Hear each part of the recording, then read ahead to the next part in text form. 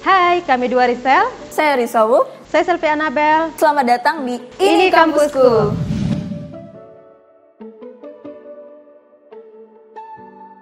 Oke, kali ini kita kedatangan salah satu mahasiswa yang akan berangkat ke luar negeri. Ke luar negeri, kemana nih? Korea? Liburan? Enggak. Ngapain? Nah, jadi teman-teman semua, perkenalkan nama aku Andi Ansyadullah, mahasiswa Hubungan Internasional, Fakultas Ilmu Sosial dan Politik, Universitas Tanjung Perak Pontianak tahun 2019. Nah, jadi aku ke Korea itu sebenarnya bukan liburan, tapi ngikutin program pertukaran pemuda antar negara. Begitu. Program. Oh, iya. Jadi ceritain dong gimana proses awalnya kalau kok bisa sih keterima program itu? Oke. Sebenarnya terima kasih atas pertanyaannya. Nah, jadi ada yang namanya PPAN. Nah, PPAN itu program pertukaran pemuda antar negara yang langsung dinaungi oleh Kemenpora, Kementerian Pemuda dan Olahraga. Dan ini memang tiap tahun itu akan memberikan kesempatan bagi pemuda-pemuda terbaik di setiap provinsi untuk mengikuti pertukaran.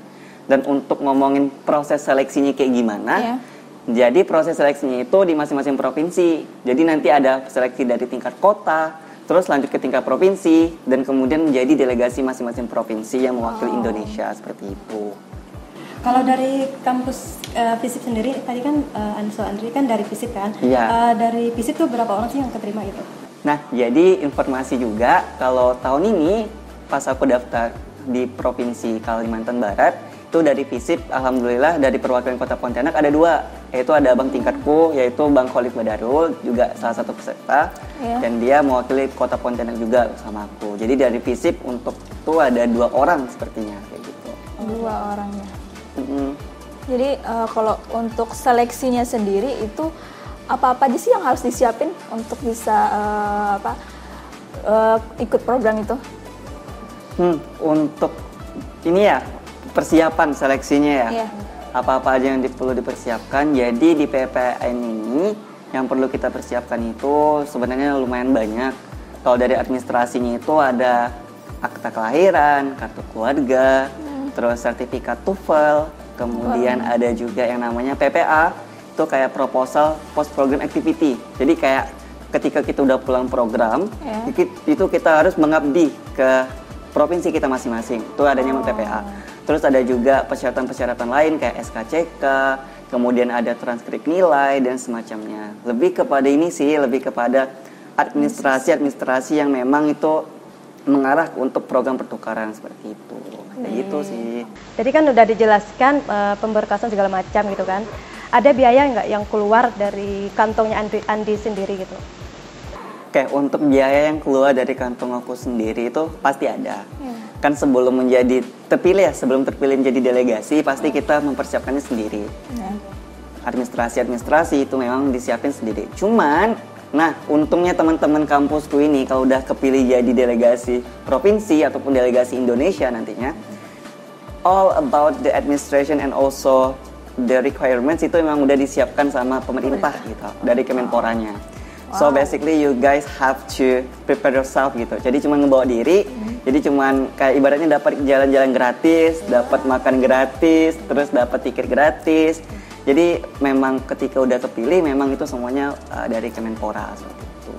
Wih, keren. Jadi jalan-jalannya ditanggung gitu. Iya. Sekali liburan lah ya. Iya benar. Jadi ini Andi tadi kan udah jelaskan bahwa sibuk lah untuk mengurus nantinya. Saya ketahui bahwa Andi ini juga seorang ketua umum dari UKM ya, UKM Nurudin. Gimana sih membagi waktu bahwa Andi ini membagi waktu untuk ke pertukaran pemuda ini kan, terus lanjut ke UKM, terus gimana biaya kuliahnya juga, gimana tuh membagi waktunya gitu? Ini sih it's a little bit tough for me, kayak kita harus ngebagi waktu antara untuk organisasi, terus untuk persiapan seleksi, untuk kuliah. Nah ini kalau aku pribadi lebih kepada bikin jadwal di HP. Ada note, jadi setiap ngebuka HP itu selalu pasti ada jadwal-jadwal setiap harinya apa yang akan aku lakukan. Nah dari situ udah aku memang jauh-jauh hari itu udah memang dikasih gitu. Misalnya tanggal 27 ngapain, tanggal 28 ngapain. Terus setiap harinya itu ada target gitu kan, misalnya deadline untuk persiapan misalnya tugas kuliah nih. Pokoknya tugas kuliah misalnya deadline-nya masih 2 minggu. Sebisa mungkin ku kerjakan secepatnya gitu. Kalau bisa ada waktu luang segala macam. Dan untuk seleksinya juga kayak gitu. Dicicil sih lebih tepatnya biasanya dicicil. Terus mungkin memang akan sulit di awal ya, kayak maksudnya kita akan cukup mengurangi waktu untuk kita liburan ataupun mengurangi waktu kita untuk senang-senang. Tapi believe in me, kayak itu bakalan terbayarkan ketika kita benar-benar berusaha seperti itu. Iya. Wah, keren banget ya cara Andi ini memanage waktunya dia. Luar biasa nih. Ini ngomong-ngomong juga di Korea berapa lama sih? Di Korea berapa lama? Kalau ngikutin kakak-kakak tahun lalu ya, tahun-tahun sebelumnya, alumni-alumni itu programnya itu ada terbagi menjadi 3 fase. Fase yang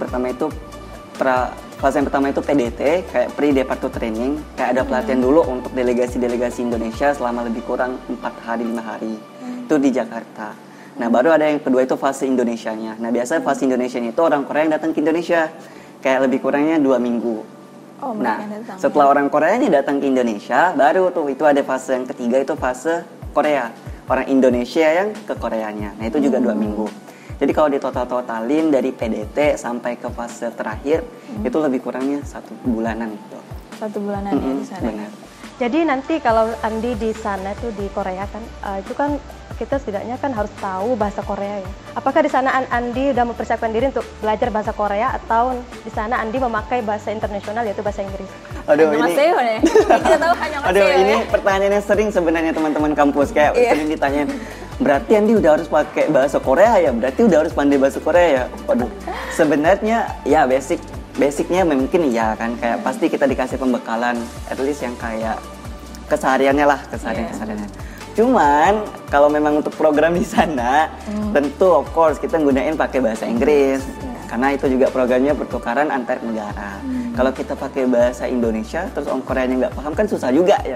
Kalau kita pakai bahasa Korea dan mereka pakai bahasa Korea, kita juga nggak paham juga akan susah gitu kan. Jadi untuk bahasa Koreanya mungkin ya adalah sedikit-sedikit yang udah dipelajari. Contohnya dong, contoh dong. Contohnya seperti apa ya? Contohnya mungkin bisa belajar sama Andi Oke, kan. Kita ini langsung lah ya di-testing belajar ya gitu. teman-teman. Mungkin kayak perkenalan gitu lah ya. Coba deh, coba. Jonan Andi Ansarullah gitu. Nah itu aja, sedikit aja sebenarnya. Itu artinya perkenalkan nama ya? Iya, perkenalkan nama saya Andi Ansarullah. Nah kayak gitu teman-teman. Oke, sarangnya Sarangnya. Oke Andi, mungkin boleh kasih kesan dan pesan buat adik angkatan, buat kakak angkatan, dan juga teman-teman seangkatan Andi nih. Oke, mungkin pesan dan kesan ya untuk adik-adik junior, terus teman angkatan dan juga alumni. Nah mungkin untuk adik-adik dulu lah ya, adik-adik, terutama adik-adikku di FISIP ya, karena aku juga dari FISIP dan ini penting bagi mereka, bagi kita semua untuk use our young age to get better and don't ever fear about our failure. Kenapa aku bilang kayak gitu? Karena terkadang kita itu takut yang namanya gagal. Kita takut yang namanya untuk mencoba. Just believe in yourself, itu yang paling penting. Percaya sama diri sendiri. Karena kalau kita hari ini masih ngebandingin dengan teman-teman, masih nge-compare diri kita sama kawan-kawan yang lain, kita akan sulit untuk berkembang. Kita akan sulit untuk ngedapetin ini nih. Kita habisin dulu jatah kegagalan kita di masa muda gitu kan. Biar kita bisa merasakan indah dan nikmatnya itu masa-masa yang enak nanti ketika kita udah dewasa ataupun ketika kita udah di usia lanjut. Itu yang pertama, just believe in yourself and be brave. Berani dulu, karena kalau nggak ada keberanian untuk mencoba, wah itu susah sebenarnya kan. Gitu. Nah terus untuk kakak-kakak senior, sebenarnya bingung juga mau kasih apa ya pesan-pesan untuk kakak-kakak senior. Tapi satu pesan yang mungkin ingin ku sampaikan ke kakak-kakak senior, tetap semangat, tetap fokus on your goals, dan berani untuk menetapkan tujuan dan juga goalsnya ke depannya. Karena mungkin ya kita mungkin punya waktu cuma 4 tahun di kampus, tapi setelah di kampus, nah pasca kampus ini nih yang akan kita lakukan gitu kan, apa yang akan kita lakukan. Dan semoga kita semua juga untuk kakak-kakak dimudahkan juga ya langkahnya, dimudahkan juga segala urusannya, pekerjaannya dan semacamnya lah pokoknya. Dan untuk teman-teman angkatan juga, tetap semangat juga karena aku juga semester 7 kan, udah mulai semester 7, mungkin kita juga udah akan menghadapi masa-masa sulit di akhir ini ya, akhir tahun, akhir semester, dan ini juga jadi pesan untukku, untuk teman-teman tetap semangat dan ya berani mencoba juga, berani mencoba ya. Dan apa ya, gunain waktu kita bersama itu untuk benar-benar hal-hal positif dan dapat mengembangkan diri kita kayak gitu. Dan kesannya ke depan, semoga ini sebenarnya lebih ke doa ya, doa supaya makin banyak teman-teman mahasiswa Untan, teman-teman mahasiswa FISIP gitu yang berani untuk mencoba hal-hal baru, mencoba hal-hal yang mungkin nggak pernah kita coba sebelumnya, seperti itu. Oke, terima kasih Andi sudah mau datang ke sini. Jujur loh, sebenarnya kami tuh minder untuk wawancara Andi. Terus Andi tadi pakai bahasa Inggris, ya Allah, luar biasa banget. Korea juga tadi. Bahasa Korea juga. Semoga nanti Andi di sana lancar, membanggakan nama FISIP juga. Indonesia pastinya. Ya mungkin aku juga ngucapin terima kasih banyak untuk MC yang luar biasa hari ini ya, yang udah menginterview dan juga udah mau menginterview aku pribadi. Dan semoga ini bermanfaat dan juga ada pembelajaran untuk kita semua. Amin. Tetap semangat teman-teman semua. Iya, Oke teman kampus, gitu aja wawancara kita dengan Andi. Semoga kita bisa ketemu lagi ya setelah Andi pulang nanti ya. Pulang dari mana ya? Pulang dari Korea ya? Korea dong. Jadi untuk teman-teman yang udah nonton ini kampusku, semoga apa yang diinformasikan Andi bermanfaat untuk teman-teman, dan juga semoga teman-teman selalu tetap, tadi seperti kata Andi bilang, tetap semangat dan jangan lupa selalu cari informasi tentang apapun itu. Tuh.